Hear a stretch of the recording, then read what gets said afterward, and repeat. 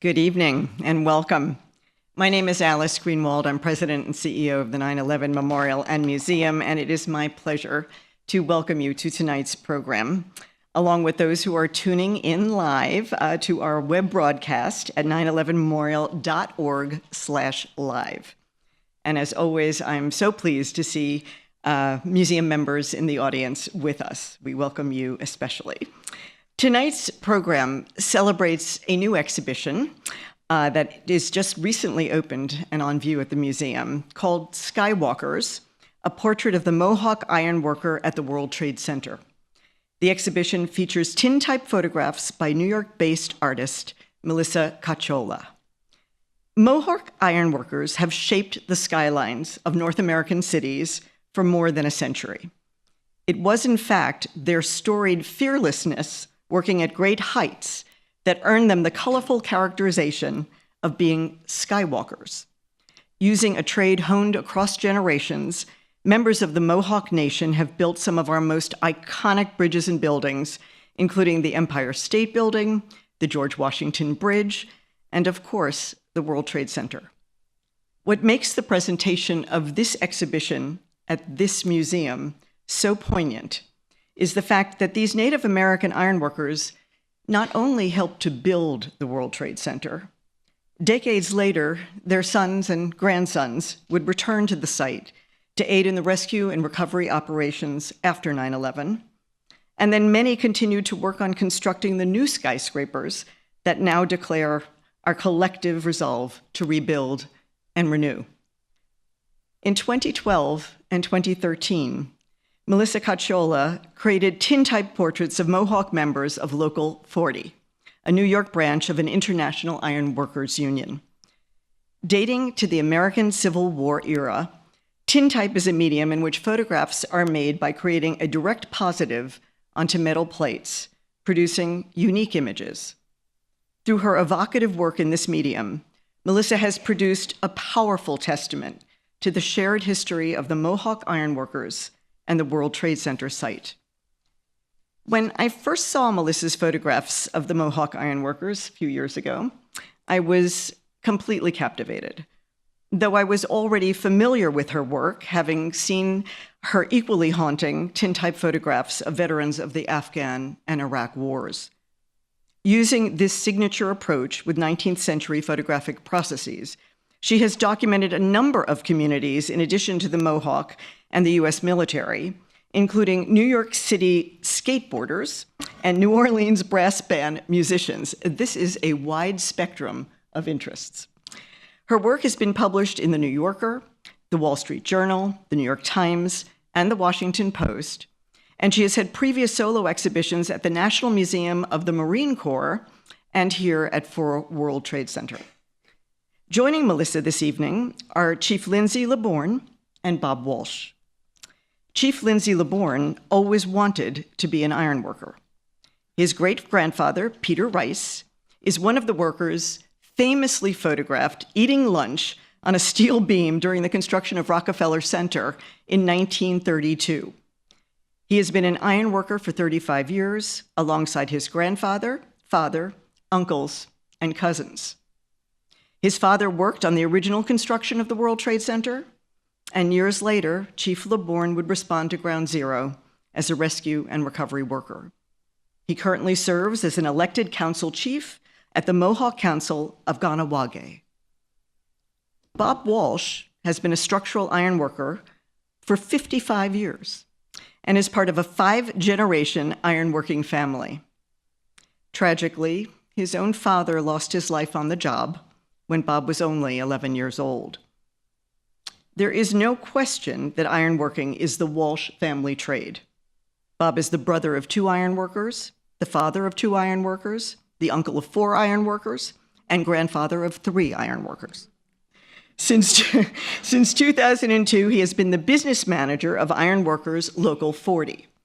In his current capacity, Bob works tirelessly to defend the rights of ironworkers, who through his efforts are now endowed with fair wages, health benefits, a college tuition reimbursement program, a pension plan, and much more. We are truly privileged to have these incredibly accomplished panelists with us this evening to tell us their stories as a complement to this moving exhibition.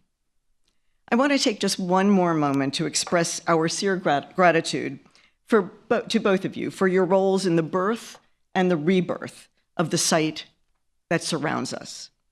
Here at the museum, we are truly proud that the Skywalkers exhibition is accompanied by an audio guide available not only in English, but in 2 dialects of the Mohawk language.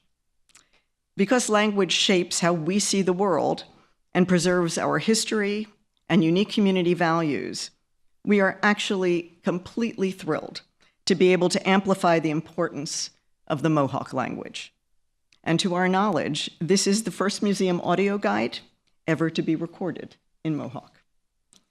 Without further ado, please join me in welcoming my friend, Melissa Cacciola, Lindsay, LeBorgne, and Bob Walsh in conversation with 9/11 Memorial and Museum Vice President of Collections and Oral History, Amy Weinstein. Oh, thank you, Alice.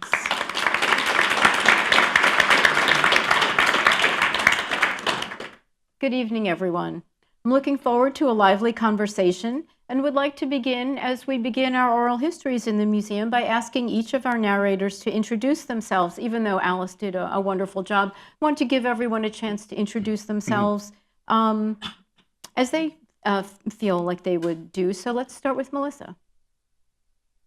Okay. You just want me Just to introduce yourself in any way that makes you feel comfortable. My name is Melissa Cacciola. Okay. Who does lovely work. And Chief LeBorgne or Lindsay, would you like to introduce yourself? Sure. Lindsay LeBorgne. My Mohawk name is Skywalkers.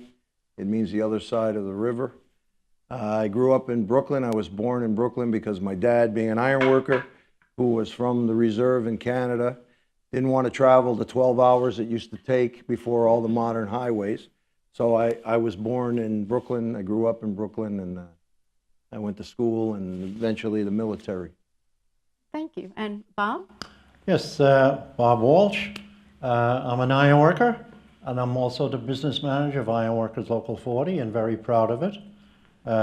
Like Alice said there before, that I'm part of a 5-generation family of ironworkers, and extremely proud of that as well.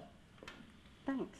And Melissa, I know Alice did a good job with an overview of what a tintype is, but would you like to elaborate on that and give us some additional historical background about the medium and the process? Sure. Tintyping is a process that dates back to the 1850s.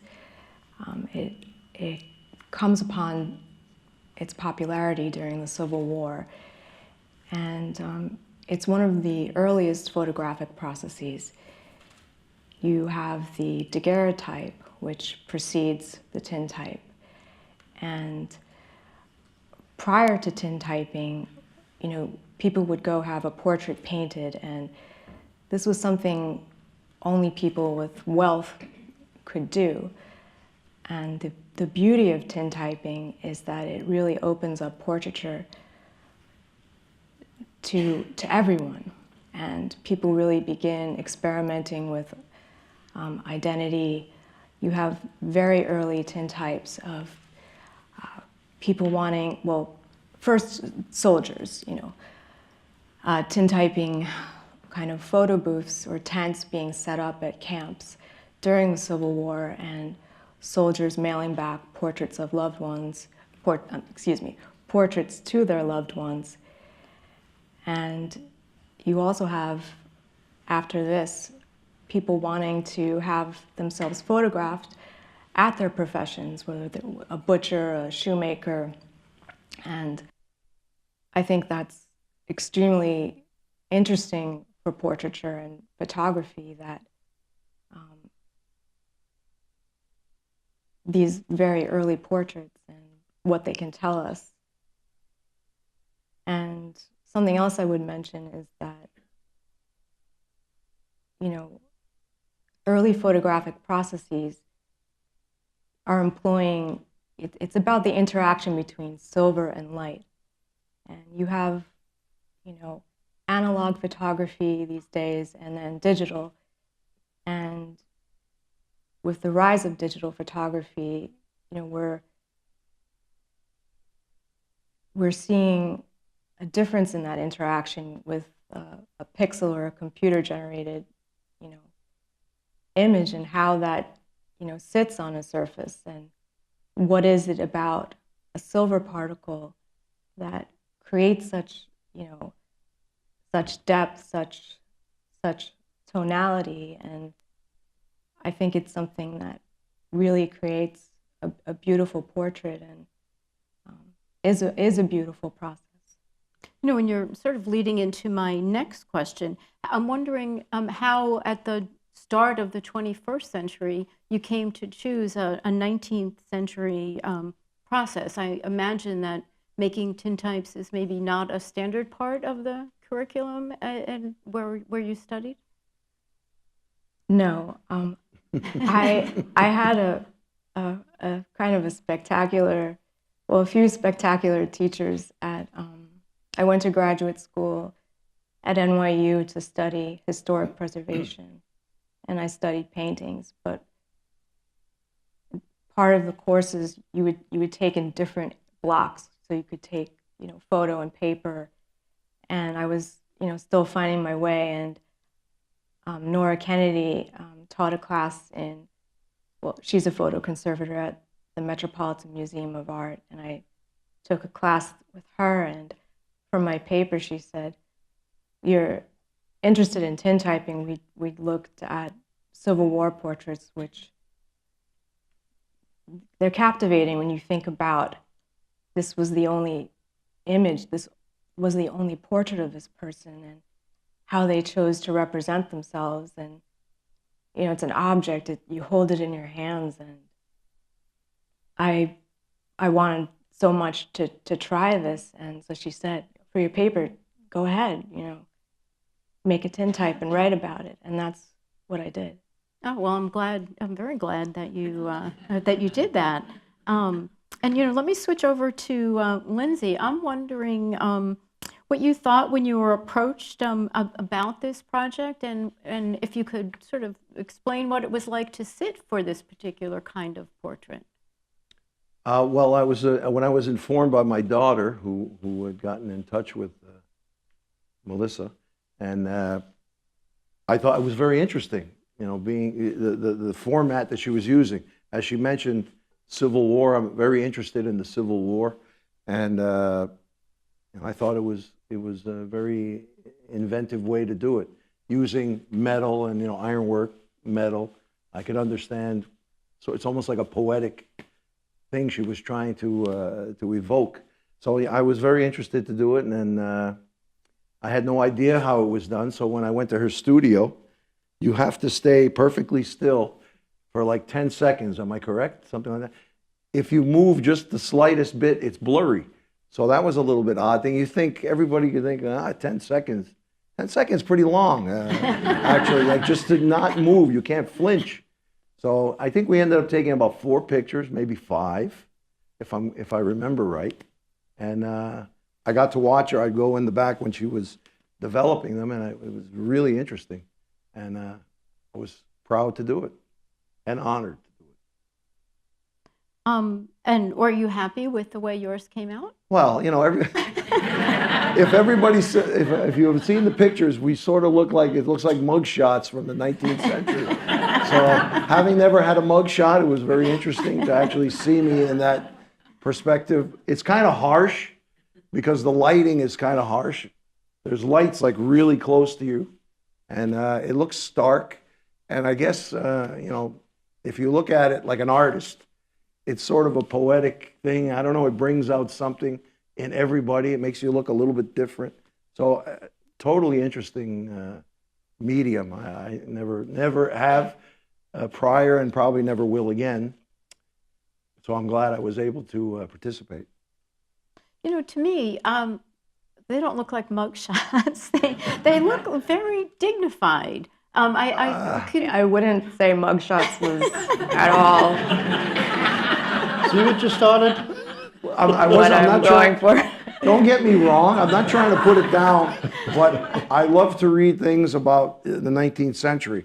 So I remember reading a book and seeing photographs of mugshots from the 19th century when they first started doing that, and that's the first thing I thought of. So I'm not putting it down. I'm just saying, to me, that's the way it's. So let's go back to the dignity, and I'll turn it over to Melissa. Well, I think art is subjective, and people interpret things the way they're going to, and I would never tell anyone how to interpret my work. I know how I interpret it, and I've spent a long time studying painting, and especially Netherlandish painting, and the lighting in that style, and I love dramatic lighting. I love light on one side, dark on another.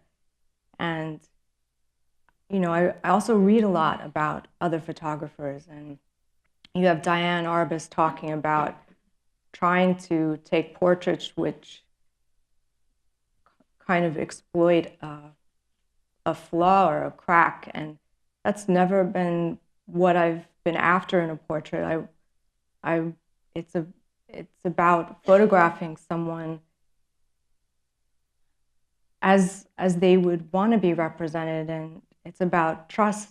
You're never going to get a good portrait if there's not some relationship, some element of trust, with you and that person. You're striking a compromise, not a compromise. You're working together to make something beautiful. And I do think they are beautiful, beautiful portraits. And, you chose to work in the studio, even though we know that tintypes, the Civil War era, the portraits of the soldiers were done in the field, and a lot of portraits of workers have been done either in the field, in the factory, in the coal mine. Can you talk about your decision to do these in a studio? Absolutely. I think for me, it was really important to the way I work. I think with all the years I've been tintyping, I've really wanted to elevate this from being seen as, a party trick, something, these days people with money hire people to come to a party and take tintype portraits, and that's what it is. And you don't really see it being used very often or in editorial. And I really worked at the craft of it to make sure that technically I was doing everything I could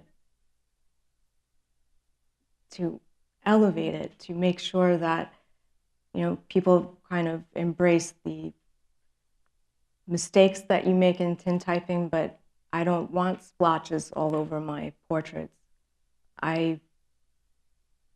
That's not how they were meant to be. I mean, if you think back to the Civil War, yes, you have some latitude there, but someone would bring their portrait back if, their face was totally, it's not true for the way it is. Bob, Melissa has told us that you facilitated introductions to the community of Mohawk Ironworkers. How did you decide who to send her way, and did you stay involved in the project throughout? Well, I was trying to help as much as I could with it anyway, but I think getting back to what Lindsay was saying about they looked like a con man or something like that, it was just the serious look of the bone structure of the American Indian. It's different from us.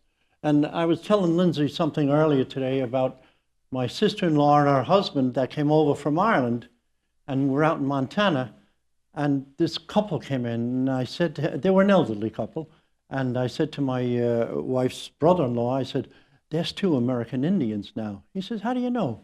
I says, "Well, I worked with American Indians, and I can see by their bone structure and the look of them, So anyway, he says, would you mind if I went over and asked him to have a picture taken? He's from Ireland, and he was up on top of a hill where he came from in Ireland. But anyway, I said, I don't think they'd mind at all, and I'd go over and ask them, you know. So he got his picture taken with American Indians, and he was proud to show it all over Ireland when he was going around. But Melissa called me one time, and she asked me would I be interested in trying to help her out to get some people, and she was interested in the American Indians. And the reason is because when you see these pictures, they're really the bone structure of the people, you know, that's exactly the way they are. And they do have a much lighter side as well, you know. But this was the serious look of the American Indian, and I think it brought out the picture, you know. That's what Melissa was trying to do, was show the bone structure and the seriousness of the picture as well. Am I right, Melissa? Uh-oh. I think that a big part was about documenting, you know, this community. Stephen Nesson had done a story for WNYC in which Gags Martin, whose portrait is part of this exhibition, was featured. And I emailed him, and he was very generous to write me back and say, okay, absolutely, I'll share a contact with you. And so I got in touch with Gags and started learning about how, you know, Mohawk Ironworkers were much greater in number in the early 20th century, and how those numbers have diminished somewhat. Fewer generations are going into ironworking, and Lindsay and Bob could speak more to that, but I felt it was important to look at that community, and my way into it was to look at rebuilding the World Trade Center as a very, you know, both as an accomplishment of this community, as part of the history of New York City, where I'm from. And those were a lot of the reasons behind, you know, why I chose to do the project, why it was compelling for me. And going back to Bob, we've established by your accent that you are not a Mohawk, but you do, and Alice mentioned that you do come from an ironworking family. When you look at Melissa's portraits, do you see yourself or your father, your grandfather, other members of your family who were ironworkers, or what's the common thread? Well, what I see is what I just said there before is the bone structure. I think the pictures are beautiful, I really do. And for anybody that didn't see them, you better take a look at them. They're really lovely, they really are. She did a terrific job on the work there, she really did. And she had great people to work with as well, you know, that brought out the picture, you know. But listen, you know, getting back to what Melissa was saying, that there's not as many anymore. Well, my mother and father came from Ireland in the 20s here. They were here right before the Depression.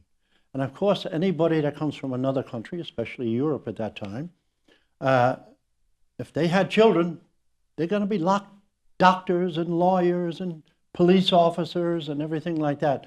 Well, it doesn't happen all the time, you know. And we were fortunate guys that did listen to our parents, and we did very well for ourselves, I'll be honest with you. A lot of us did, you know, and it's really a great, great business that we're in, you know, and I can't say enough about the ironworking industry. I really can't. You know, and after 9/11, I think absolutely everyone in New York seemed totally captivated by the ironworkers and held them in great esteem for individually, collectively walking into the World Trade Center site to unsnarl the horrible pile of tangled, twisted, burned metal. Without the ironworkers, it's probably true that the search and rescue would have taken longer than it did. Were you surprised by the show of warmth and affection? No, I'd expect it of them, I'll be honest with you, because that's the work that we do. Am I right, Lindsay? Yeah. That's the work that we do.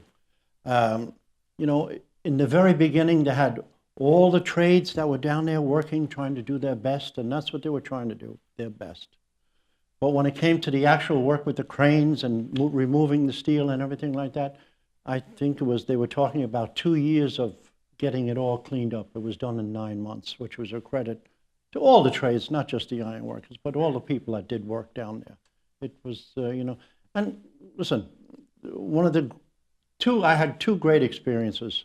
Was when I brought our international general secretary, Michael Fitzpatrick, down on a bus, and all of a sudden we hear the roars of people. And as we came closer to the trade center, the site, and the people were applauding and yelling at us, and throwing gloves and sandwiches in the windows at you and everything like that.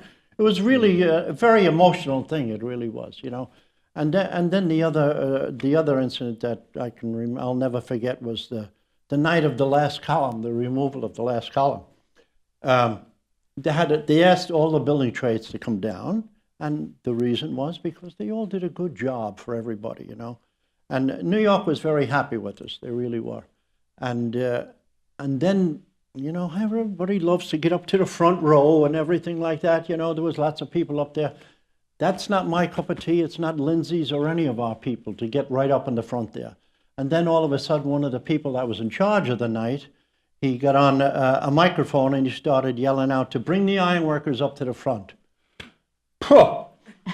You don't know how that made me feel. Honest to God. It was beautiful. It really was. But that's two real big incidents with me that I'll never forget about down here. Of course, the terrible morning what happened as well. Nobody will ever forget that. And you told me a story about the ironworkers being recognized in Ireland. You told me your sister-in-law. Yeah, my sister-in-law called up my wife and said, "You're not going to believe what they're talking about with the ironworkers, what they're doing over in New York, at the World Trade Center side. It's kind of nice. Listen, it's nice to get recognition too, especially when you don't go looking for it. That's what I like about it." And did you, Lindsay, feel that warmth that we all felt towards the ironworkers while you were down here or afterwards? Oh, everybody was really, they were great. There were a whole bunch of people that were constantly trying to give you your phone even, like, you need to call somebody. They're giving you your cell phone. The saddest thing, though, was to see all the people standing there when you would come out of the site at the end of the day, because there was a sort of a cordon around the whole site for like several blocks. So when you finally got out of that cordon, there were people there with photographs, their brother, their father, their sister. Did you see them? Did you see them? And, as Bob knows, you're looking at a pile, everything's pulverized, the steel's twisted, and, what do you say? I didn't see them, I don't think people realized what it was really like there, But that was really bad. But I had people actually saying, "Hey, you need a place to stay. You can stay in my place." I remember somebody in a hotel room let me use their shower to take a shower because I couldn't get to a place. And I slept on the floor at the Javits Center one night because I couldn't get a place to stay, and they said, it's pretty cold on the floor in there. You ever go there? Even in September. Even in September. Yeah, it's a beautiful building, but I was really uncomfortable. But I had a place to sleep where I was safe. So the people were very nice. Yeah, there's no doubt about it. And I'd just like to put in there a second to say, at the church over here, St. Paul's, they were tremendous to all the tradespeople, everybody. They'd let you sleep in the pews. They'd come along and they put blankets over you. They would feed you and everything like that. It was very nice, very, very nice. And they made me. The two of us, we read names out, don't we? Yeah. And I sort of want to go back to something Alice said about the hazards of your profession. And I know you each have personal experience and knowledge about the history and the hazards. And Bob, I'm wondering if you would be willing to speak for a little bit about the dangerous nature of your profession, perhaps in the context of your own work on the Verrazano Narrows Bridge, or as the son of the ironworker who was hurt and died on the job, as Alice said. Well, my first job in 1963 was an apprentice out on the Verrazano Bridge. And I used to travel from the North Bronx, get on the train, get on the ferry, get on a bus in Staten Island, and go out to Fort Wadsworth. And that's where we would meet out there. That's where the shanties were for the company. And, you know, it was a great job. Actually, my first job was with an American Indian. He was a Sioux. His name was Bunny Warren at the time. And he was a great character and a great fella as well, a great iron worker. But anyway, I ended up working for a bolting up company, a bolting up gang. The fellow's name was Mike Cawley. He was with American Bridge for years. He used to travel around with them, like a lot of those people did at that time, the foremen for them. And I used to carry baskets of bolts, nuts and washers. And they had, the big trusses were laid out, and then you would have floor beams on top of it, and they were spaced about every 5 feet apart. And I lift up the buckets, and I'd start jumping from one beam to the next beam and to the next one, just to bring them out to the fellows that were bolting up all the beams on their cords. But I was probably a little too stupid at the time, to be honest with you. I never took the easy way of walking on the big part. You had to walk on top of the small beam that was about 4 inches wide, you know. But you did those things when you were younger, like, you know. And I had the misfortune of going down and landing in a net. Otherwise, I would have went about 220 feet, I'd say, to the ground on Fort Wadsworth. And if it wasn't for the Union going on strike for a week, just over a week, one of my predecessors years ago, Ray Corbett was his name. He was a great labor leader, and he also became the state AFL-CIO president. He joined with Local 361, and we stopped the job for about a week and a half to get the nets put out there. The nets ended up saving a good few lives out there. So that was, the contractors at the time said they wouldn't be able to do it. So the unions, they spent the money on getting an engineering firm to design something to put nets up, and I used them. They work. Yeah, but listen, it's a risky job. You know, Lindsay will tell you the same thing. Any ironworker will tell you it's a dangerous job, but we all seem to love it. I don't know why. You know, it's great. It's a great feeling to be an ironworker. That's the truth. And Lindsay, what about this myth or stereotype, or is it reality that the Mohawk have no fear when walking on that high steel? Well, you know, you hear a lot of kind of stories like that, and I think I would say it's more a very healthy respect for not a fear so much, but you respect the fact that a wrong step, as Bob said, or doing something that you shouldn't be doing, could either severely injure you, kill you, or hurt somebody else. So I think with that in mind is really, that's the way I always felt. I wouldn't say I was afraid, but I'm very aware that you could be severely hurt if you don't, pay attention. So I can only speak for myself as far as that goes. But I've heard the same thing. I'm sure Bob has heard something similar to that. And but to me, that's what it is. Just a healthy respect for the job. It is dangerous. You could be hurt. Bob was just telling me a mutual friend of ours was one of our ironworker brothers was severely hurt. Was it yesterday, Bob? Yeah. On a job, and it happens.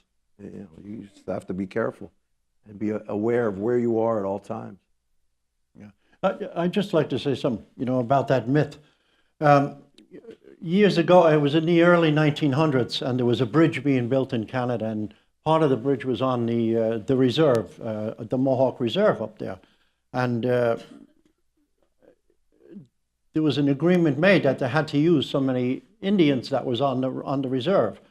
And lo and behold, didn't the bridge collapse, and a lot of the Indians got killed on it, But that was probably the start of a lot of it, like getting the Indians involved in the steel business. And listen, like Lindsay was saying before, used to take 12, 13, 14 hours to travel down to New York years ago. And Now it's a lot faster. It's like They do 6 hours. It's like cut in half. Cut in half now, Yeah, you know. yeah. But Still and they not do a- that on the weekend, you know. They'd go home on Friday, you know. A lot of them would hope that it would rain on Friday, so they get the early quit early and start. go home, like, you know, and beat the traffic Yeah. later on in the day. And then they'd leave Monday morning. They'd leave early Monday morning and go right to work then, you know. And they'd work their hearts out like a lot of us do, you know. But that was their way of life, you know. That was their way of life, and there wasn't that much work on the reserve, so they had to do something to support their families, and that's what they were doing. Just to elaborate on that story, Bob mentioned 34 men from our community actually were killed on that bridge. That was in August of 1907. And at the time, there were only about approximately 600 residents, so that was a huge blow for the community at that time. And I think, tell me if I'm wrong, I could be misremembering this. There's some steel from that bridge symbolizing that tragedy? A company called Dominion Engineering, they put, I believe there's 3 crosses. When you first come into our community, at the time, community was much smaller. We've since, you know, spread out. But at the very beginning of the village and the end of the village and the cemetery, there are iron crosses made by Dominion Bridge to signify that terrible day. And also in the cemetery, I assume it was maybe the company had them put up, but they're like huge monuments at each man's grave that was killed. They didn't recover everybody, but the people they recovered, because it was a huge river that was where the bridge actually collapsed twice. Yeah. And the third time, it finally went. It still exists to this day. You know, when I was asking about those steel, the tribute steel, or those crosses, because there's a piece of World Trade Center steel in this exhibition here in the shape of the Twin Towers. Can you elaborate a little bit more on the practice or the tradition of ironworkers cutting or burning those symbols? Well, I know that we have some in our church that were made from some of the tubing, the outside of the skin of the World Trade Center. And I believe it was one of the gentlemen from our community that had made a bunch of those. And I think it's one of those things that after major disasters, sometimes people, like a folk art type thing, they'll craft something from something that was involved in the accident. I'm sure it goes back a long way. I couldn't tell you exactly how long, but I know that it's been done. Is that something you've ever done? I didn't think to do it when I was there. Although, I picked up some bolt heads and things that were, just to remember the trade center. But I really don't think we were supposed to take anything, eh, Bob? No, I'm not telling you what I have. but I'm talking about millions of tons of steel. I thought, one bolt that snapped off, I'm not gonna do anything that's gonna upset anybody. But it's just, I guess it's human nature. It's something to commemorate an event. Yeah. So I seen a big piece of steel in Bob's office. I don't want to get him in trouble, but. Well, let's move off that. But next to the steel Twin Towers in the exhibition is a hard hat. It's a decorated hard hat, and it's got symbols, elements of Mohawk culture, of the ironworking culture, and hard hats are a symbol of your trade. Sometimes you're even called hard hats, the construction workers are. Would either one of you like to talk about that helmet, or what seeing the helmet in the context of this exhibition means to you? I don't know if you've seen it, Bob. Did you see it? Well, I know the one, we have one that was given to the museum, was from a fella that wore it down. He was down here for 9 months. His name was Larry Keating, was his name. And he was a very hard worker. He was here through all the burning and everything like that, all the removal. Like I said, he was here for 9 months. And Larry had a bit of a problem when he was younger. He used to drink a lot, and he got his life straightened out. And we made him a director of alcohol and drugs in our union, I gave him that job. And he was very helpful to a lot of people, and I thought it would be a very nice gesture if I asked his wife, would it be okay if she could donate the helmet to the museum, and it was very nice. That's the hat that I know of anyway. So that's a functional hard hat that was actually used. But he this used one, it here, yeah. Yeah, but the one that she's talking about, that's the one right next to the representation of the World Trade Center. Somebody had put a turtle on it, some beadwork, like a hood ornament from a Pontiac, Chief Pontiac. I don't know if everybody's familiar with that. And then a copy of the current World Trade Center with a native on top of it. I don't know who did it, but it's a piece of art. Pretty sure nobody wore that one. I'm pretty sure nobody wore it either. But the helmet itself, if anybody sees it, it's red, white, and blue. It sort of has a flag on it. Somebody was giving those out at the Trade Center when I was there, and I happened to get one, but I didn't do all that. I just kept it, as a souvenir. Yeah. But yeah, I've seen that. Do you want to talk about any of the elements that are on the hard hat? Well, I know there's a turtle on it, so the turtle goes towards the creation story that the Iroquois have about all of us being this North America. We're on the back of a huge turtle, and so I seen that on there. Some beadwork, I guess, it just represents things that natives used to do. And well, Chief Pontiac was an actual Indian chief. And General Motors decided to make a car named after him at some point. That's for all the younger crowd here. The older ones know what the Pontiac It's true. car was. Pontiacs don't exist anymore for about the last 10 years. So yeah, if anybody's too young to remember Pontiacs, but. And there's a few dream catchers. There's at least one dream catcher on the helmet. And you said something interesting to me that I hadn't quite realized, that it's to catch the bad dreams. Exactly. If anybody knows what a dream catcher is, it's a circle, and it sort of looks like a spider web in it, and there's beadwork on it. And the whole idea of that is it's going to catch your bad dreams, so you don't have a bad mind. You have a good mind.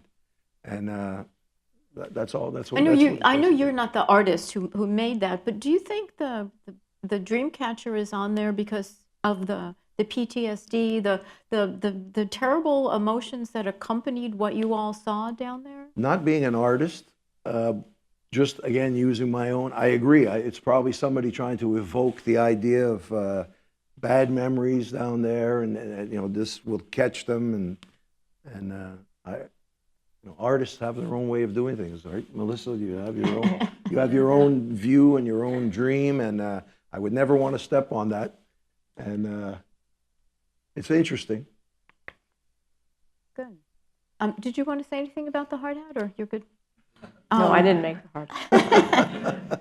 I want to go back to something Bob said earlier, and sort of feeding off the symbol steel, the Twin Towers as symbols. There's other pieces of symbol steel throughout the museum. You mentioned the last column, one of the biggest pieces of symbol steel that we have.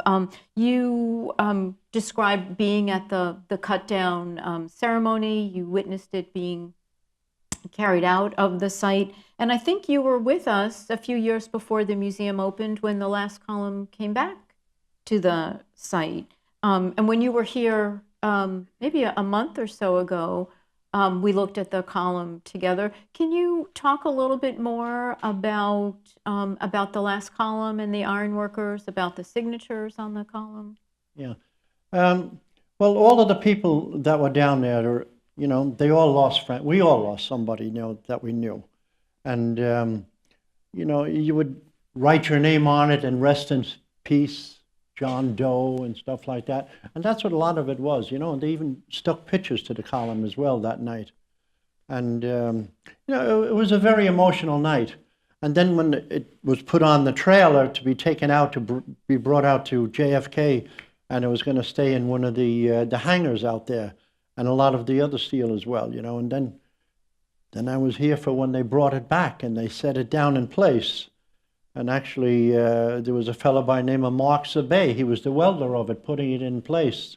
His father had worked at the old World Trade Center. There was a great picture of his father where he was holding on to King Kong. It was down in front. They were making the movie, and they were going to blow this King Kong up, make him huge again. but he worked on it as well. But and then to see all these names again, it brings back a lot of memories, and a lot of them we don't like, but it's there, it's life, we just have to move forward and try to do the best we can with it. It's very hard living with a lot of that stuff. I know that was the last time I was down here, except for the first night of Melissa's exhibit in building number 4, which was a lovely one as well. It was a beautiful night down here, and the way she had it done up on the glass, on the windows, in the middle of the window, the pictures of the fellers. And, you could look out and see the lights, and all you saw was this face that was on the glass. It was a really beautiful sight. It really was. It was a lovely location. And I didn't see this one here yet, but I'm going to look at it in a little while. And I'm sure it's going to be just as pretty as again. But, listen, we all know it was emotional. I just like talking about it that much. But that was the last time I was down here until just a couple of weeks ago, and it was just emotional all over again. I don't even like looking at the 9/11, the videos when they have 9/11 come up again every year. It happens to a lot of people. It's not just me. I mean, no, not just you at all. And Yeah. Lindsay, when you and I walked through the museum earlier today, you started to talk to me about the antenna. That was on the North Tower. Can you share that with the audience? My dad worked off and on when they were building the Trade Center. The company that built the Trade Center had other jobs, so my father would bounce back when work slowed down somewhere else, and he would film it. And he worked when they put the antenna up, and he would always tell me the story. And I just seen a huge piece of it. It's not all of it, right? There's other pieces in different museums. And it just made me think of my dad, who passed away 6 years ago. I'd just like to mention, one of the gentlemen that is in the exhibit is here. Kenneth DeGuerto Martin is in the audience watching today, and he was just telling Bob and I that he helped when they lowered some of the exhibits that are down in here with a crane in the museum. And I didn't know that anyway. Oh, well, Wherever thanks. you are, Geggs. And you Good can see job. his picture. Yeah. Actually, you see twice, right? He's the only one at the beginning and the other beginning. You'll never hear the end of that. But actually, I would like to get back to Melissa and the portraits. And as Bob just mentioned, you have shown this body of work at other venues. What's different about showing them here on the site of the World Trade Center, built by those same individuals or their fathers who you photographed? I think it's a great honor to be able to show the work here, and I think for a number of reasons, these men have worked on this site, for since 9/11 and all the years after on the Trade Center site, and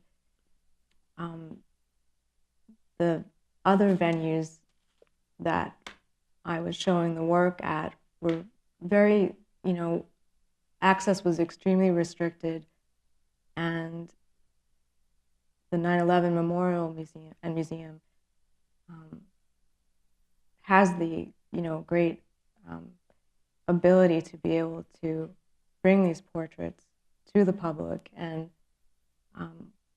also, I really wanted to, the rebuilding is a story of light, and to bring something of light to the audience here. And I think that the museum has also put great efforts into the audio guide, and having it in both dialects of Kahnawake, and I have a little trouble pronouncing this. So. Akwesasne. Thank you. You should have had the other name first. Lindsay, give us the other name. Kahnawake. Oh, Kahnawake. Yeah. And hearing some of the men's voices in front of their portraits, I think is it's a rare thing to be able to look at a portrait and hear a voice as well, but to have it in dialect and keep that language vital and have the audience be able to hear that. That's an incredible thing. So I applaud the museum. Oh, thank you. Thanks. And, I see, are we about ready to open? I've been asking a lot of questions. I have about another 4 hours more to go, but I'm going to stop. Does anybody in the audience? Danny has a microphone if you have a question. For your presentation. Just a small question about how did you contend with very high levels in the wind? How did you contend with the wind? Protect yourself and be careful. You mean when you're working at height? Yes, very. You have to compensate, sort of. You have to lean into the wind or whatever. You just have to be careful. Especially when you're handling decking or something that will catch the wind. Well, decking is the metal flooring that they put down on buildings now. So, as you know, if you put anything up to the wind, it gets that sail effect. You just have to be very careful when the winds are high. And they usually tie everything down, Bob? Yeah. And nowadays, they usually shut a crane down. What is it, 25 miles an hour? Yeah, right? if it's 25 miles an hour. So they'll shut the job down until the winds die down. That's how you deal with it. You just have to be careful. Yeah. A lot of the time we don't even think about the wind, I'll be honest. No. We really don't. And then, if it rains or snows or something like that, we have to go home because it's too dangerous to work on the steel. And you don't get paid for when you don't work, When you go home, that's it. The time stops. That's the bad part of our job. But strangely, you've never seen a happier bunch of guys when you get knocked off. Right, Bob? You know, guys are working and they're all happy. Hey, we're going home. Yeah. And we have a question up front here. Talking about how dangerous ironworking is, just the process of tintypes. I think that tintypes is there's a dangerous process to that too, in terms of the chemicals that you use. Can you explain what you use and how that's kind of done? It's a very toxic process, and one of the reasons, it's a good question because I did not say, when I rent the studio in Brooklyn, it has ventilation in the darkroom. And, to be breathing in all of this stuff, some of it is ether. Some of this stuff they're carcinogens. It's not great stuff, and I wear gloves. I try to, these chemicals are extremely expensive, and you're using pure silver. You get it in your eye, it causes blindness.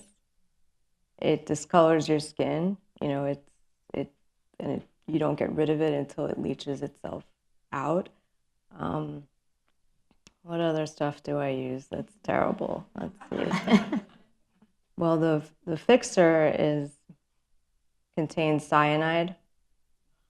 You need a license to use that, and you have to be very careful. You have to be careful for the environment, for yourself. And daguerreotype, which came before, it was even worse. But I try to be more careful now that I have a child. I want to be around for her, and I limit my exposure. These days, if a project will have to be really, really good for me to expend my time, my money, and my health.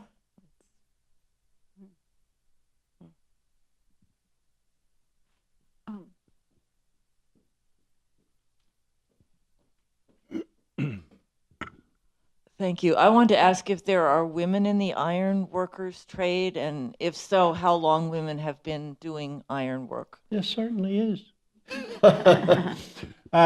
Actually, we probably have one girl that works in the raisin gang, and she's a spitfire. Justine Ida is her name. But a lot of the girls, they become welders, you know, and they go bolting up as well, you know. So we have a good mix of girls in our local, yeah. You know, And it's all over the country as well. and you know, I asked Lindsay earlier today if either of his daughters was an iron worker, and do you want to answer that question? No, neither one of them are iron workers. One's an artist.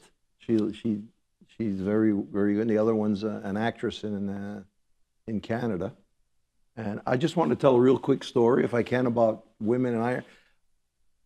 When I was first an apprentice and first journeyman, women had just come into the business. There weren't, you know, I didn't really deal with them. So I was working on a bridge, and you had to climb on your hands and knees, get on a ladder, and get up. So I climb on my hands and knees. It's noisy. You can't hear. They're busting rivets. And there's a set of legs. There was wintertime. So I started hollering, you know, I'm trying to get out. Get up. Get up. And the person wouldn't move. So I reached over and I pinched her leg, you know. So the legs jump and they go up. So then I go up. I get up. It's a woman. I was like, oh my God, I'm so sorry. You know, I'm thinking I'm going to be arrested. I'm going to be thrown out. All kind of things. And the woman was like, I know you didn't, you know, I didn't mean anything, but I didn't know it was a woman, you know. I was like, oh my God. She wasn't in our gang, and like we had a gang on the Manhattan side and the Brooklyn side, so I didn't know who she was, you know, that there was a woman there. Anyway, I almost got in trouble. My wife, I don't know if I ever told her this story, but I'm sure she'll be asking me about it after. And you know, since you've both used, or maybe all three of you have used the phrase the gangs, can you explain what a gang is in this particular profession? Go ahead, Bob. Yeah, okay. Yeah, well, a raisin gang is the gang that usually sets all the steel. You would have a pusher, and he's the guy that directs everybody, tells them what to do. Then you'd have two connectors, the guy that puts the steel together.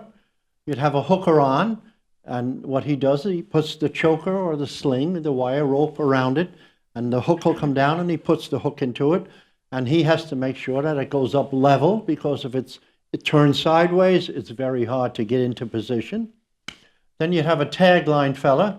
He has to guide it up to the iron worker, where when it's windy, he has a problem. But they usually have gangs that work together. And you have the signal man as well, which is very important today. You know, we were just talking a little earlier about how they used to drink a little bit on jobs years ago. Just a little bit. Just a little bit. And A wee bit. there'd be fellas now that be giving signals with a box. They press buttons. Bellman. And the bellman, he was called the bellman, and he'd be giving a signal to an operating engineer who was probably about 20 or 30 floors down below to pull which lever, you know. And Up, down. these guys would drink plenty. And I used to say to this fella that I worked with, Jack Doyle, I said, it's a wonder there wasn't more guys killed in this business the way the drinking used to go on years ago. But that's all cleaned up now, and it's good for everybody. It really is, honestly. But so that's what the raisin gang is. And then you'd have your plumbing up gang as well. He's the fella that would put the cables around the columns and make sure the building goes up straight. Because if you didn't, you'd have it wibbly wobbly. Then you'd have the bolter-ups that would do all the bolting of the beams together. Then you'd have detail gangs that would make changes or whatever if something didn't fit or anything like that, they'd do the repair work. And you know, and then you'd have the welders as well, you know, which is a big part today. There's a lot of welding on the majority of the jobs today, but that's what the gangs are, you know, that's what a gang is, you know, we consider them. You know, and before, I just don't want to forget, a lot of the American Indians, you know, they were great characters as well, besides being great ironworkers, you know. And the original World Trade Center, there was a fellow by the name of Artie Van Dam who was an American Indian. He ran the both buildings here. He was in charge of, for the Koch Company, who erected the two towers here years ago. And then I spoke to Lindsay before about two other fellas. They were brothers on one of the towers. They all had nicknames, you know. One of them name was Ham Bone and the other one was Chicken Bone. And they were brothers. They were Walter Beauvais and Louis Beauvais, you know. But just a quick story about Walter. Walter was down on the ground this time when it was probably up about 60 or 70 stories. And they were bringing in one of the platforms which made up the whole floor. So anyway, you would try to throw stuff on it and make sure you tied it off and everything like that, so it wouldn't get blown off or something might vibrate off. And they had a 55-gallon drum in it as well. So they send up the whole damn thing up to the top floor, and they land it down, and all the guys are grabbing it to hold on to it so it doesn't, make sure it fits right and everything. Up out of the 55-gallon drum is Chicken Bone, you know? And of course, one of the inspectors happened to see him getting out of the 55-gallon drum, and that was the end of him. He was gone. But you know, that's the type of characters they were. But like I said, they were all good ironworkers as well, you know. And they go back a long time in our local, well over 100 years in our local, you know. And there was a great tribute to the American Indian. Really, they did a lot of great work for us, and for you people as well. Let's not forget, they were here, right where we are right now, before any guy, Peter Stuyvesant, was here, you know? So let's not forget that either, you know, and I don't anyway. We give them the recognition they deserve. And I think we have another question. Maybe Danny's got it. Hi. I've been to some programs presented by Mohawks, educational or artistic programs, and they often begin with some kind of ceremony, such as to recognize the 4 elements that were directions of the compass, or the fact that we're part of a big universe, or to recognize that the ancestors on this land were there for many generations before us, and thanking them for the fact that we're using the space now. And I wonder whether there was any kind of ceremonial activity or any sort of recognition of the cultural history on the job when ironworkers are working, because I was really impressed by the fact that you could maintain that sort of attentiveness to the elements around you that would be the way you'd stay safe. I guess you're directing that question at me.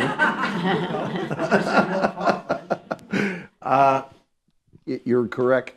A lot of times when there's a presentation giving out, we usually have somebody that would do it. Unfortunately, I don't speak the language. There was a time when the language was forbidden to be spoken, and it was like 2 generations ago. My grandmother, she was punished, physically punished in school for speaking the language. So they didn't pass it on to, like, 2 generations lost the language. And not that the information was lost, because we had elders that had it. It was a younger generation. My youngest daughter now, she went to school totally in Mohawk. She learned how to do everything, the mathematics, everything in Mohawk. So she's fluent. Unfortunately, I missed it. I'm a Brooklynite. Unfortunately, I grew up in Brooklyn, so I could probably recite a lot of things, but unfortunately, I missed out on that. And believe me, I'm kidding around, but it really hurts to lose a piece of your culture. If you don't speak your language, it's very uncomfortable, I'll tell you. And I can't say I'm mad. I know the people at the time thought they were doing the right thing, civilized natives, so to speak. But it hurts not to be able to speak your language. But there are people that do that, and we still have people that speak the language. Unfortunately, I'm not one of them. I was speaking to Bob earlier, if we have time. When I went to apprenticeship school, this is like 1983, the teacher, his name was John Matagi, an Italian gentleman. And when he got to my name, he knew my father, so he started speaking to me in fluent Mohawk. So I was like, he finished speaking, and he was like, well, and I said, I know you're speaking Mohawk, but I don't speak it. I didn't learn it. How did you learn it? And apparently he was working with in a gang with 4 other Mohawks that conversed to each other in Mohawk, and they told John Matagi, if you don't learn how to speak Mohawk, you can't be in our gang. and he learned how to speak Mohawk, an Italian gentleman, which is pretty amazing. Fluent Mohawk speaker. So, I just to tell you, that's the reason why I don't speak Mohawk. Just one more.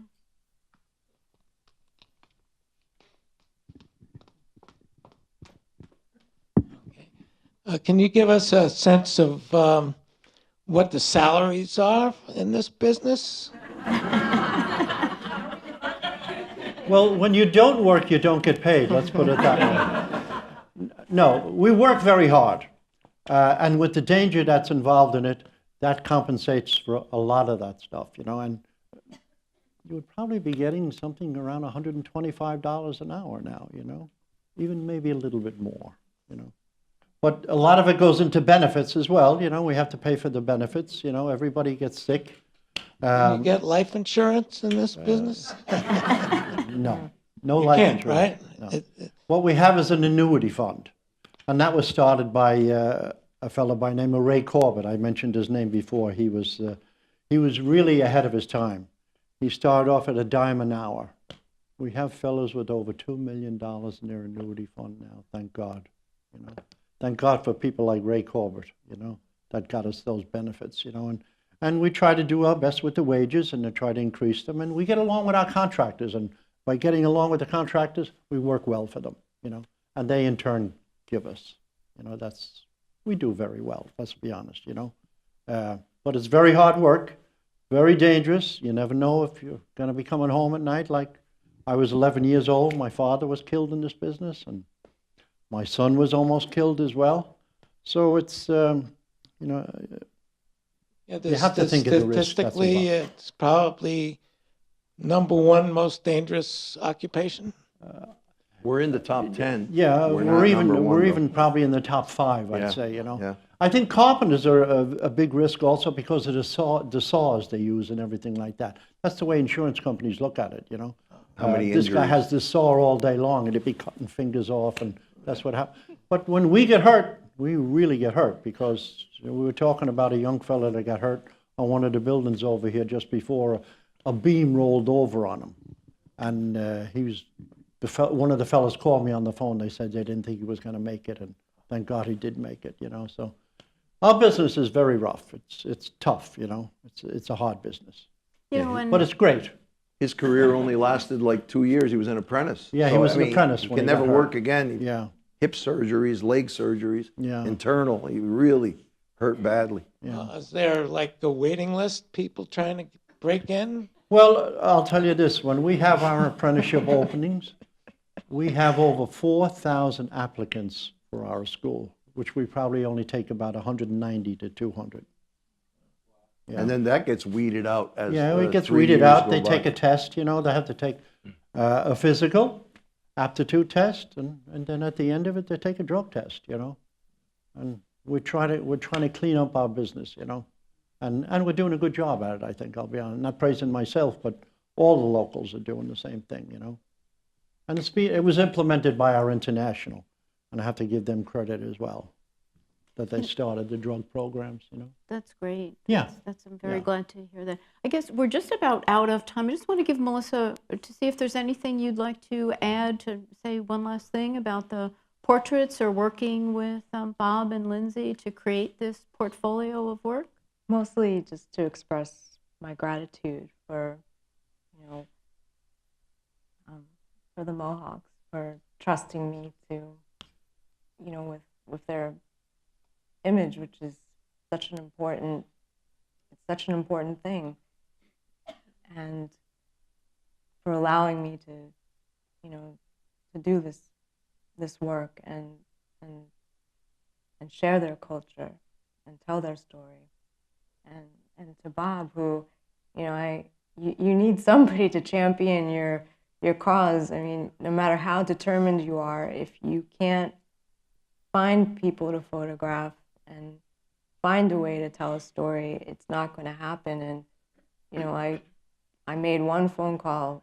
Bob got on the phone with me, didn't know me, and he said, "What do you need?"